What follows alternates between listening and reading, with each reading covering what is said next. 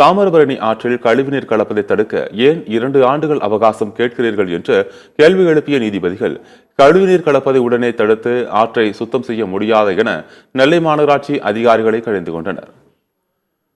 வற்றாத ஜீவநதியான தாமிரபரணி ஆற்றில் கழிவுநீர் கலப்பது தொடர்கதியாக இருந்து வருகிறது. இது தொடர்பான வழக்கு உயர்நீதிமன்ற மதுரை கிளையில் நிலுவையில் இருக்கிறது. கழிவுநீர் கலப்பதை தடுக்க நெல்லை மாநகராட்சி அலட்சியமாக இருப்பதாகவும் புகார் இருக்கும் நிலையில் தாங்களே நேரில் ஆய்வு செய்ய உள்ளதாக நீதிபதிகள் தெரிவித்திருந்தனர்.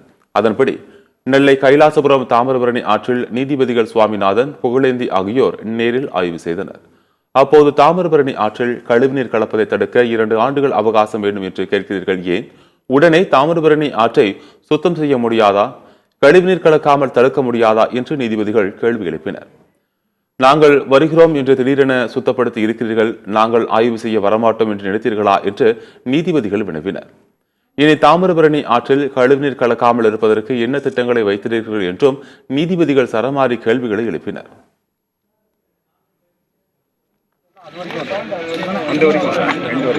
இது ஸ்ட்ரக்சருமே அந்த ஒண்ணுமே இல்லை. நீங்க ஒரு நிமிஷம் பாத்தீங்கன்னா ஃபர்ஸ்ட் சேம்பர் இவ்வளவு இருக்கும், செகண்ட் சேம்பர் இங்க, தேர்ட் சேம்பர் இங்க.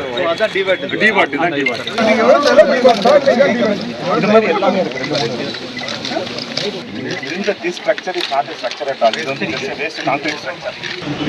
இது போய் எங்க போய் சேர்ந்து தம்பி PS3 இல்ல sir, existing LNT contract pure river water and pipe. It won't be I don't think it is workable. Practically speaking